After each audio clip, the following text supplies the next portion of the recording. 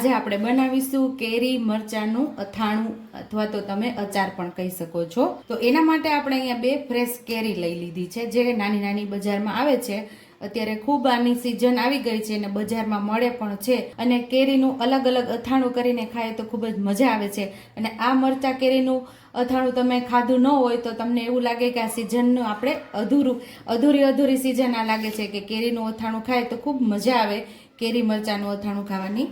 તો અહીંયા આપણે 4 મરચાં લીધા છે, 2 ફ્રેશ કેરી લીધી છે, 1 ચમચી આપણે જીરું, 1 ચમચી મેથી, 3 ચમચી વરિયાળી, અડધી ચમચી હિંગ, 2 ચમચી રાઈ, 1 ચમચી લાલ મરચું પાવડર, જે રેગ્યુલર આપણે શાકમાં ઉપયોગ લઈએ છીએ એ જ મરચું આપણે આજે લીધું છે, અને અહીંયા મીઠું અને વઘાર માટે તેલ। એકદમ ટેસ્ટી એવું આ કેરી મરચાંનું આપણે અથાણું બનાવશું, અને મારા બાળકોને અને મારા પરિવારને આ અથાણું ખૂબ જ ભાવે છે, અને અમે દર વર્ષે આવી રીતે જ્યારે નાની કેરી આવે છે ત્યારે બનાવીએ છીએ।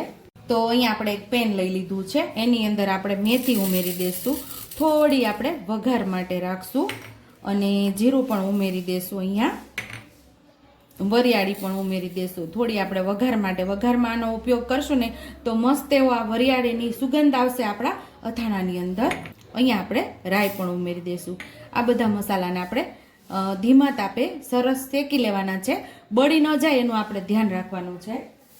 પેનને આપણે ગેસ ઉપર રાખી દીધી છે ને બધા મસાલા સરસ આપણે શેકી લેવાના છે। આ ટેસ્ટી એવું અથાણું તમે એકવાર બનાવજો, અને મને કમેન્ટ બોક્સમાં જરૂર કમેન્ટ કરજો, અને ક્યાંથી તમે જોવો છો, તમારું નામ શું છે એ મને જરૂર કમેન્ટ બોક્સમાં કમેન્ટ કરજો।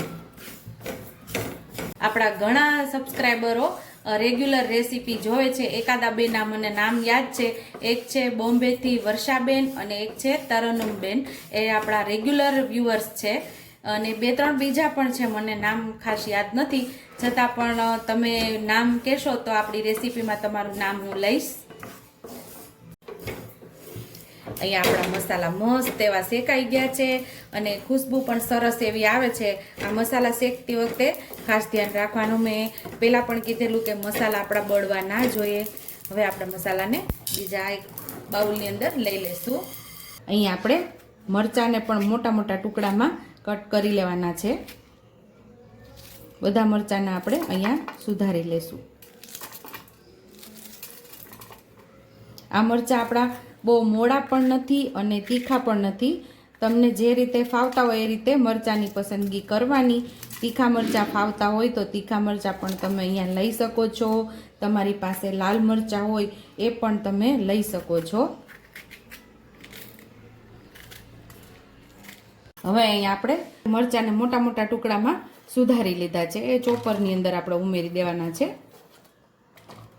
ચોપર તમારી પાસે ન હોય તો મિક્સર જારની અંદર પલ્સ મોડ ઉપર દરદરું આપણે આને કરી લેવાનું છે, અથવા તો એમ પણ ન કરવું હોય તો ખાંડણીની અંદર પણ તમે દરદરું ખાંડી શકો છો। તો આને સાઈડ ઉપર રાખી અને પાછી આપણે કેરીના પણ ટુકડા કરવાના છે, એનો ગોટલીનો ભાગ કાઢી અને આને પણ નાના નાના ટુકડામાં આપણે કટ કરી લેવાનું છે। કેરી પણ નાના નાના ટુકડામાં કટ કરી લેશું।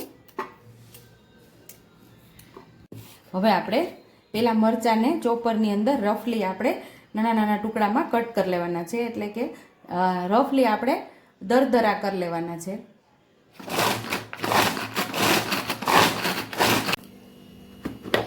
તો અહીં આપણા મરચાં ચોપ થઈ ગયા છે, એક બાઉલની અંદર આપણે કાઢી લેશું। સેમ આ જ ચોપરની અંદર આપણે કેરી પણ એવી જ રીતે દરદરી કરી લેવાની છે।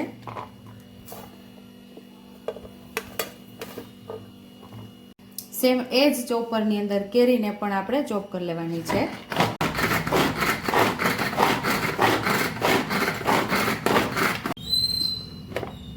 અહીંયા આપણે કેરીને પણ સરસ દરદરી કરી લીધી છે ચોપરની અંદર। હવે મરચાં સાથે જ આપણાને ઉમેરી દેવાની છે। મિક્સર જારની અંદર આપણાને એકદમ સરસ આપણાને ક્રશ કરી લેશું।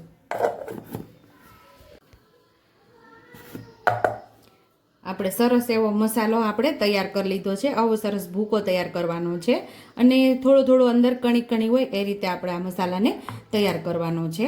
તો આ મસાલાને આપણે આની અંદર ઉમેરી દેવાનો છે। અહીંયા આપણે 1.5 ચમચા જેટલું તેલ ગરમ થવા રાખી દઈશું. જે પેનની અંદર આપણે મસાલો શેકેલો છે એ જ પેનની અંદર આપણે તેલ પણ ગરમ થવા રાખી દીધું છે. જે ઉપર દેખાય છે વરિયાળી, જીરું અને રાઈ દેખાય છે. અહીંયા આપણું તેલ ગરમ થઈ ગયું છે. મેથી દાણા ઉમેરી દઈશું.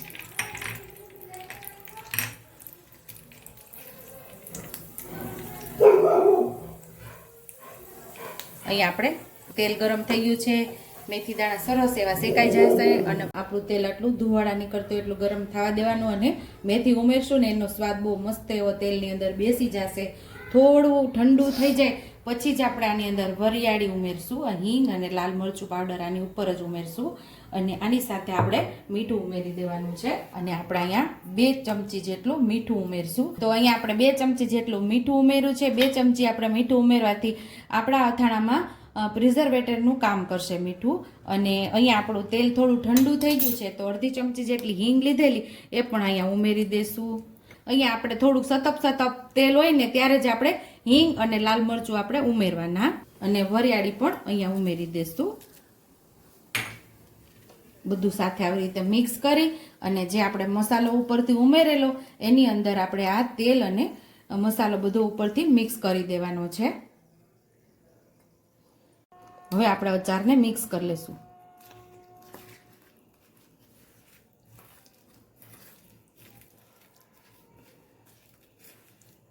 સુપર ટેસ્ટી એવું કેરી મરચાંનું અચાર તૈયાર છે. જો તમને મારી રેસીપી પસંદ આવી હોય તો મારી રેસીપીને લાઈક કરજો, શેર કરજો, હાઈપ પણ કરજો અને સબસ્ક્રાઇબ કરજો. બેલ આઇકોનને દબાવતા ભૂલતા નહીં અને કમેન્ટ બોક્સમાં કમેન્ટ કરજો કે મારી રેસીપી કેવી લાગી. તો આવજો.